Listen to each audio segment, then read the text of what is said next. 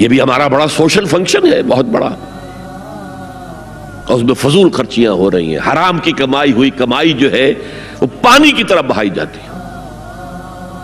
ابھی مجھے ایک صاحب نے بتایا کہ ممبئی میں 2 شادیاں ہوئی ہیں مسلمانوں میں، ایک میں 1.5 کروڑ روپیہ خرچ ہوا، ایک میں 80 لاکھ خرچ ہوا۔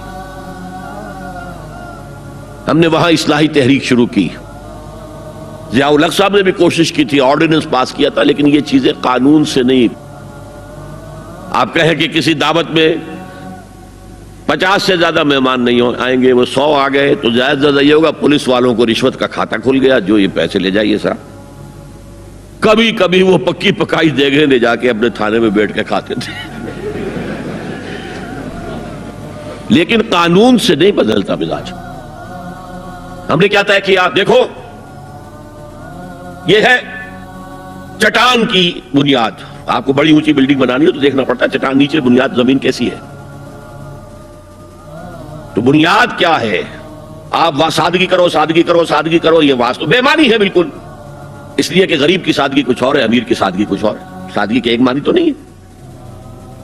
لہذا کوئی جو ہے راک فاؤنڈیشن وہ تلاش کی جائے، وہ ہم نے کی تلاش۔ جو تقریب حضور سے صحابہ سے ثابت ہے ضرور کرو، ضرور کرو، ضرور کرو، عضوا علیہا بالنواجذ، اپنے دانتوں سے پکڑ لو اس کو۔ اور جو تقریب ثابت نہیں حضور سے اور صحابہ سے، یقیناً یہ کہیں باہر سے آئی ہے۔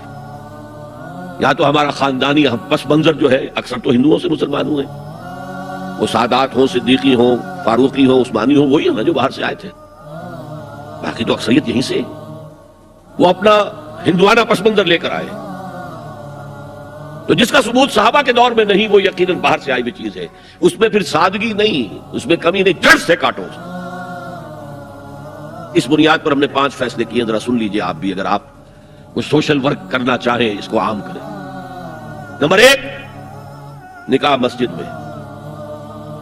حدیث موجود ہے، ترمذی شریف کی روایت، اعلنوا ھذا النکاح وجعلوہ فی المساجد، نکاح کا اعلان عام کیا کرو، مسجدوں میں منعقد کیا کرو۔ میں حیران ہوتا ہوں کیوں نہیں علماء کرام نے اس کی طرف توجہ دلائی۔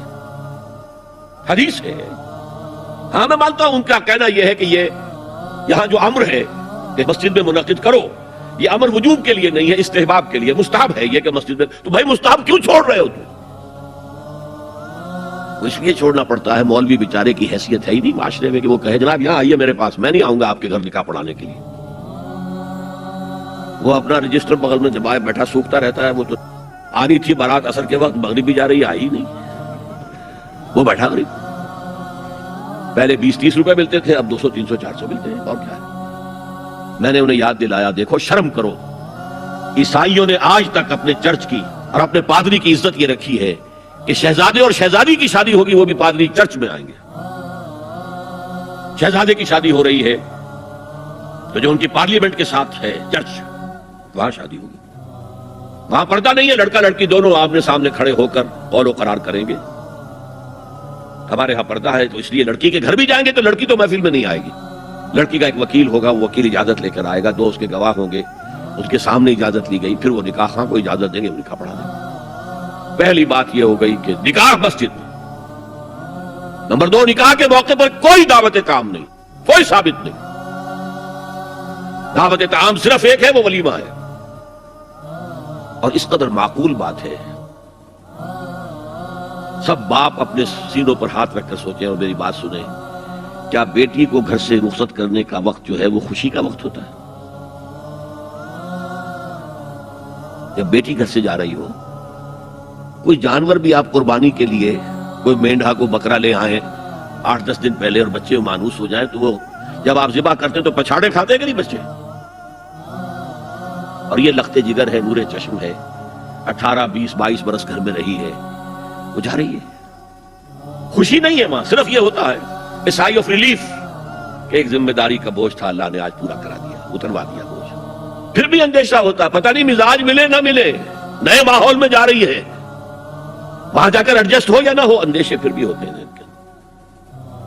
تو ان سے مرغ پلاؤ کھانا اور متنجن کھانا کوئی معقول بات نہیں ہے۔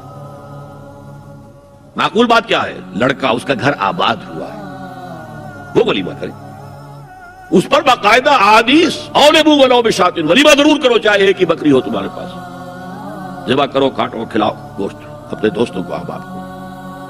یہاں تک کہا کہ بیسا طعام الولیمہ، برا کھانا ہے ولیمے کا کہ اس میں غریبوں کو نہیں بلایا جاتا۔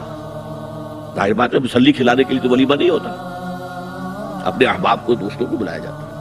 پھر بھی میں تم سے کہتا ہوں کہ جسے ولیمے کے لیے بلایا جائے وہ اگر نہیں جائے گا تو اللہ اور اس کے رسول کے حکم کی نافرمانی کرے۔ تو جس رسول نے اتنی تفصیل سے حکم دیا ہو ایک دعوت کا، وہ دوسری دعوت میں بھی خیر ہوتا میں بیان کرتا۔ جب نکاح مسجد میں اور کوئی دعوت طعام نہیں تو بارات کا تصور، خلاص۔ بارات کس بلا کا نام ہے؟ قرآن میں تو کوئی ذکر ہی نہیں، عربی میں یہ لفظ ہی نہیں۔ اجتماعی طرفین مسجد میں ہوا، نکاح ہوا، لڑکی کو حضرت فاطمہ کو رضی اللہ تعالی عنہا کچھ خواتین جا کر چھوڑ آئی تھی اس حجرے میں جو ایک انصاری صحابی نے حضرت علی کو دیا تھا۔ ان کا تو کوئی گھر بھی نہیں تھا، کوئی حضرت علی آئے ہوں اور آ کر وداع کرا کے لے کے گئے ہوں۔ چوتھی چیز، جہیز کا کوئی تصور اسلام میں نہیں، خالص ہندوانہ رسم، خالص ہندوانہ رسم، خالص ہندوانہ رسم۔ ہندوؤں میں کیوں ہے؟ وہ اس لیے ہے، معقول بات ہے کہ لڑکی کا وراثت میں کوئی حصہ ہی نہیں، وہ تو جب گھر سے نکل رہی ہے وہ دے دلا کے رخصت کر دو، دان دہیج، یہ خیرات ہے، لڑکی کا حق کوئی نہیں ہے گھر پر۔ اسلام میں تو لڑکی وارث ہے، والد فوت ہوں گے وراثت تقسیم ہوگی، والدہ فوت ہوگی کوئی ان کی ہے ملکیت تو تقسیم ہوگی۔ شادی کے موقع پر کوئی جہیز اسلام میں نہیں، قطعاً نہیں۔ غلطی سے حضرت فاطمہ کے جہیز کو جہیز کہہ دیا گیا۔ وہ جہیز کیا تھا؟ ایک پیسہ بھی حضور کے اپنی جیب سے نہیں تھا۔ اس شادی میں خاص بات کیا تھی کہ دولہا کے ولی بھی حضور ہی ہے، اور کون ہے؟ علی کا کون تھا مدینے میں، اور دلہن کے والد بھی حضور ہے۔ اب حضور پوچھتے ہیں حضرت علی سے، تمہارے پاس مہر دینے کے لیے کچھ ہے؟ عرض کیا میرے پاس تو کچھ نہیں ہے۔ وہ فقراء صحابہ میں سے تھے۔ فرمایا مہر تو دینا ہے، تمہارے پاس ایک زرہ ہوتی تھی؟ جی ہاں زرہ تو ہے۔ انہوں نے یہ سمجھا زرہ تو جہاد کے لیے ہے، کوئی دولت تو نہیں ہے۔ فرمایا جاؤ اسے بیچو یا گروی رکھ کے قرض لے کر آؤ۔ وہ گئے، حضرت عثمان نے خرید لی اور کچھ دنوں کے بعد واپس کر دی ہدیۃً، یہ زرہ میں ہدیہ آپ کو کر رہا ہوں۔ اس وقت اگر کہتے چھوڑو علی، کہاں لو میں پیسے دے دیتا ہوں تمہیں، تو ان کی طبیعت پر بار ہوتا۔ اس پیسے سے حضور نے کچھ پیسے گھر بھیجے اندر، دلہن کو ذرا تیار کر دو، اور کچھ پیسوں سے وہ ایک گدا جس میں کھجور کی کھال بھری ہوئی تھی، اور 2 تکیے جس میں کھجور کی کھال بھری ہوئی تھی، ایک مشکیزہ، کنویں سے پانی تو لانا ہی ہے نا، ایک چکی، جو ہو یا گیہوں ہو پیسنا تو ہے نا، کوئی 1-2 برتن اور، اللہ اللہ خیر صلی اللہ، یہ تھا جسے جہیز کہتے ہیں، جس میں ایک پیسہ بھی حضور کا شامل نہیں ہے۔ وہ حضرت فاطمہ کا مہر تھا جسے بنایا گیا، ورنہ مدینے ہی میں دوسری آپ کی صاحبزادی کا نکاح حضرت عثمان سے بھی ہوا، کہیں ذکر ہے جہیز کا؟ حضرت عثمان کا گھر بھرا ہوا، ہر چیزیں موجود، وہاں تو جہیز کا تذکرہ نہیں۔ بہرحال یہ شادی کو آسان کرو، زنا کو مشکل بناؤ۔ یہاں شادی کے لیے 9 من تیل ہوگا تو رادھا ناچے گی، ورنہ یہ کہ بڑی ہو رہی ہے، عمر ہو رہی ہے، سب کچھ ہو رہا ہے، لیکن کچھ تقاضے تو ہے نا، آخر کچھ تو کرنا ہوتا ہے نا، آخر کچھ نہ کچھ لوگوں کو تو کھانا کھلانا ہی ہوتا ہے نا، بارات تو آخر آئے گی ہی نا، کچھ نہ کچھ تو دینا ہی ہوگا، کچھ جوڑے کپڑے، کچھ۔ یہ اسلام کا فلسفہ جو میں نے 4-5 باتیں آپ کو بتا، فلسفہ یہ ہے کہ لڑکی کے باپ پر ایک پیسے کا بوجھ نہیں، تو نے لڑکی پال پوس کے تمہارے حوالے کر دیا، اور کیا چاہتے ہو تم؟ سارا مرد آزماں، مرد آفرین، مرد کو چیلنج دیا ہے، تم مرد ہو، مہر تم دو گے، اور سب سے بڑھ کر کیا ہو رہا ہے آج کل بھی ہوتا ہے، وہ ہمارے ایک کچھ کام ہوتے ہیں اسلامی، وہ بھی ہے، کچھ وہی ہندوانہ پس منظر۔ نکاح کی محفل میں چھوارے کون لے کے آتا ہے؟ جی لڑکے والے، اور پلاؤ کن سے کھاتے ہیں؟ بھائی جس وقت تمہیں مرغ پلاؤ کھلا رہا ہے وہ چھوارے نہیں بانٹ سکتا تھا؟ یہ ہے اسلام اور غیر اسلام کا امتزاج۔